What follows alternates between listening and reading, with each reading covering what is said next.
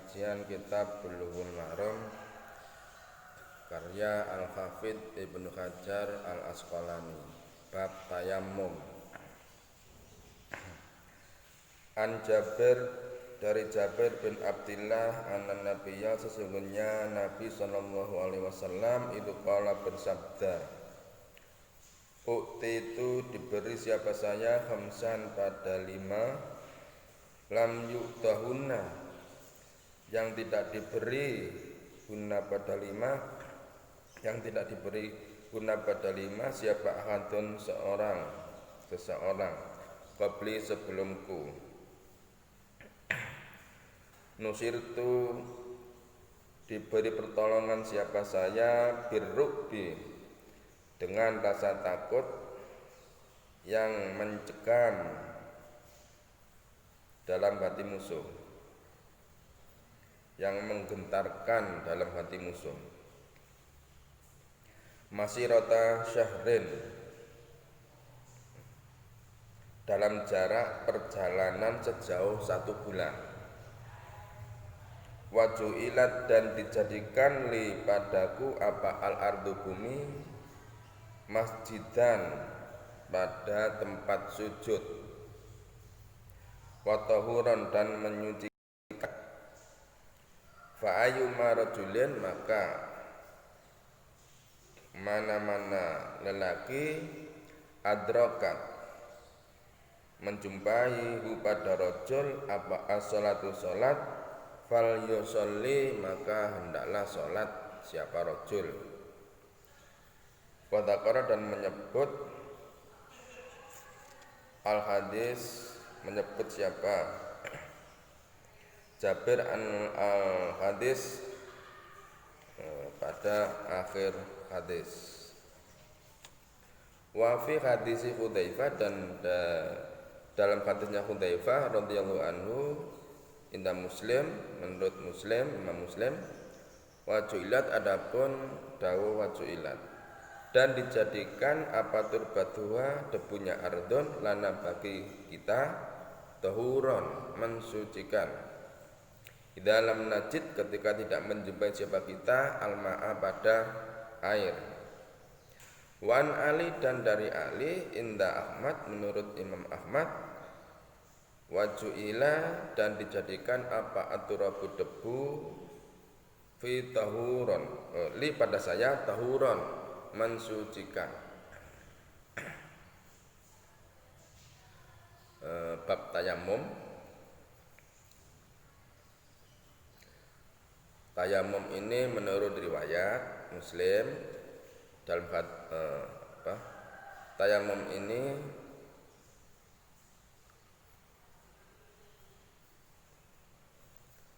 menurut bahasa artinya bertujuan.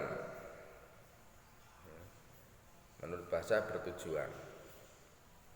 Menurut syarah, yang dinamakan tayamum mengusap wajah dan kedua tangan dengan debu atau tanah yang suci dan mubah dengan cara yang khusus.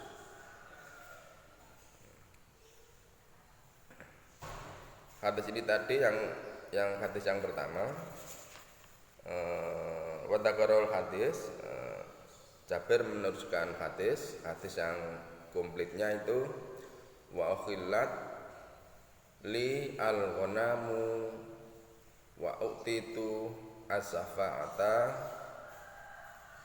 wa kana an-nabiyyu yub'asu ila qaumihi khosatan wa bu'istu ilan nasi ammah. Ini hadis yang komplit. Dihalalkan bagiku hantar rampasan, diberi aku syafaat udma. Kemudian Nabi terdahulu itu diutus khusus pada umat kaumnya secara khusus, dan aku diutus, kata Rasul, kepada manusia secara umum, menyeluruh secara umum. Wa ukhilat li al-ghanam, itu di zaman-zaman Nabi terdahulu jaran itu tidak boleh dimiliki. Jadi jaran itu dikumpulkan di suatu lapangan, kemudian turunlah api dari langit dan membakar jaran tersebut. Sesuai dalam Al-Quran dalam surat Ali Imran 183, hatta ya'tiyana bikurbanin ta'kulhun nar. Jadi sehingga ia datang kepadaku dengan membawa kurban dan dibakar oleh api. Kaum muslimin rahimakumullah, kembali kepada bab tayamum.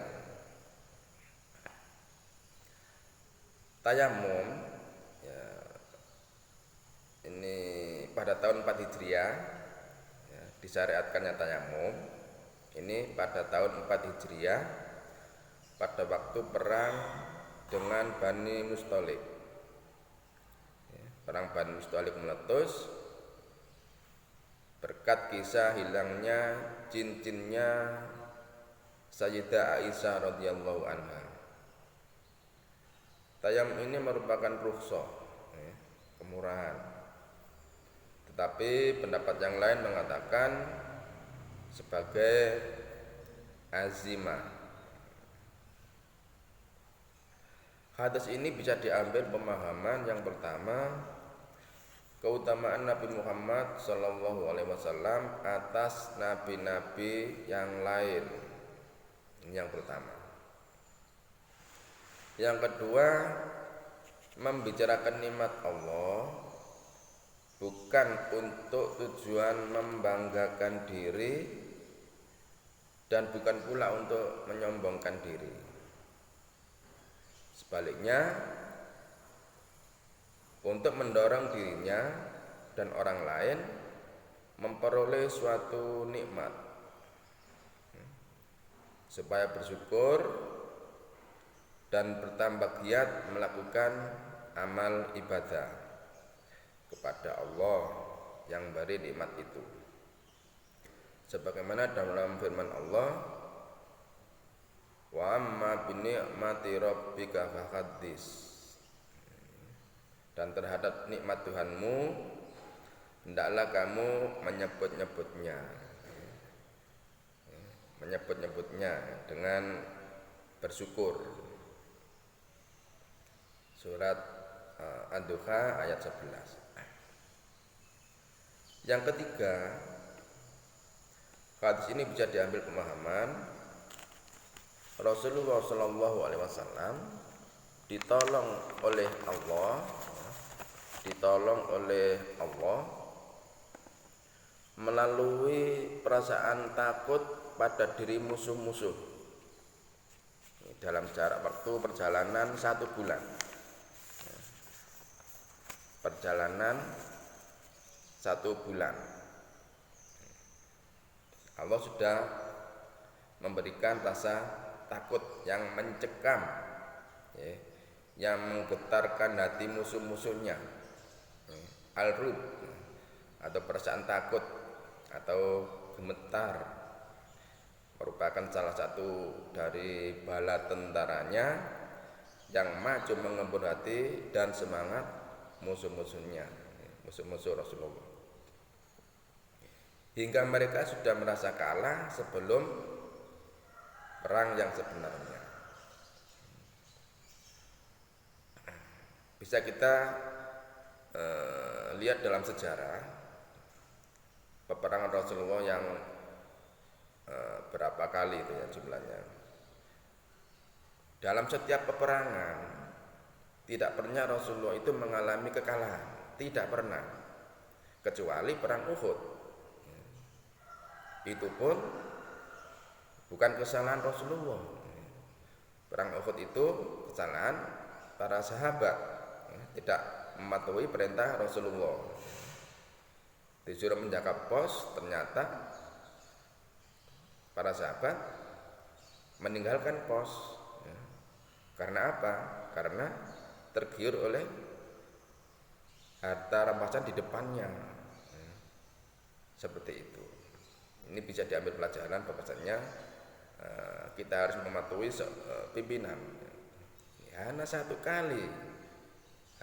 kali dalam perang Rasulullah yang mengalami kekalahan, perang Uhud.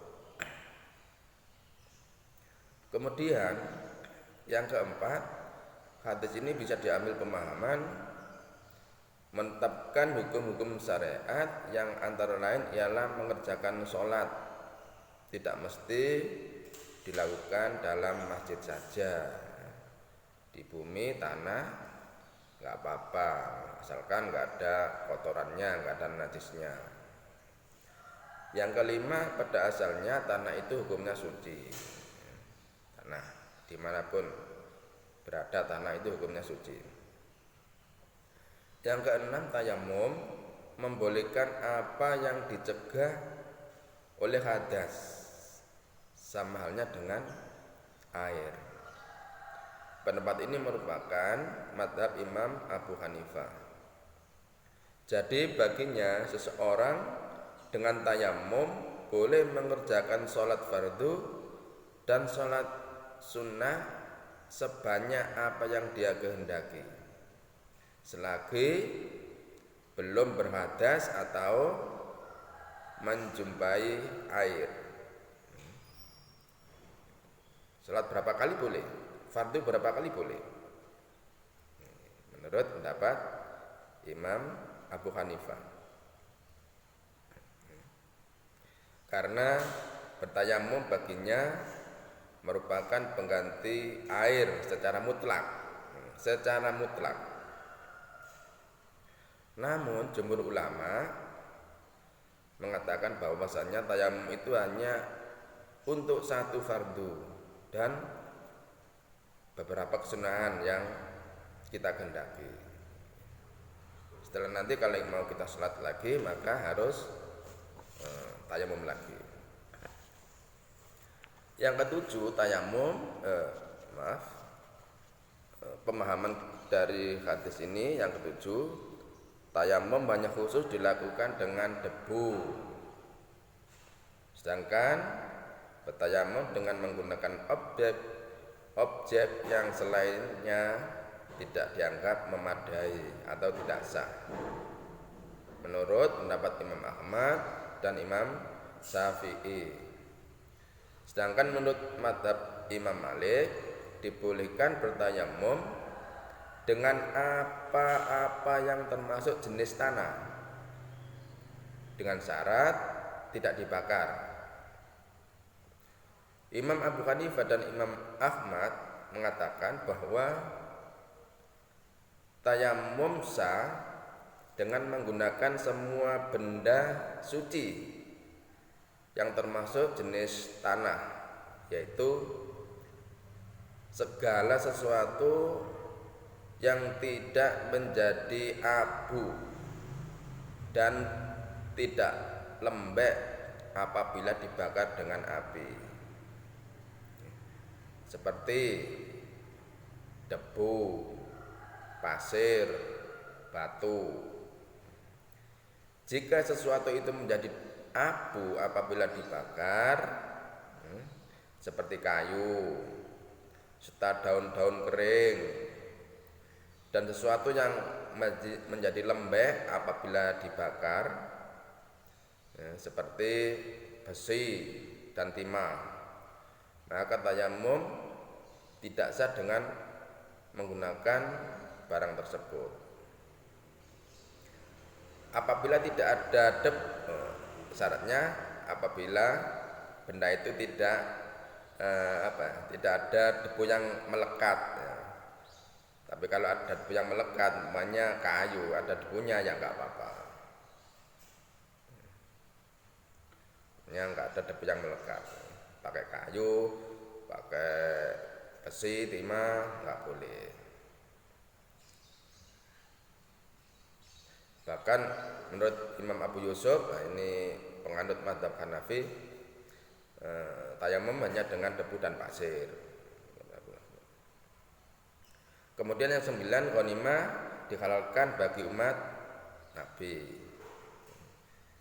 Yang ke-9, pemahaman Hadis ini yang kesembilan, hanya Nabi Muhammad SAW yang diutus kepada seluruh umat manusia secara umum. Yang terakhir, hadis ini bisa diambil pemahaman Allah menganugerahkan syafaat al-udma kepada Nabi untuk membebaskan umat manusia dari kesusahan dan huru-hara pada hari kiamat. Sekian, semoga bermanfaat dan barokah. Al-Fatihah.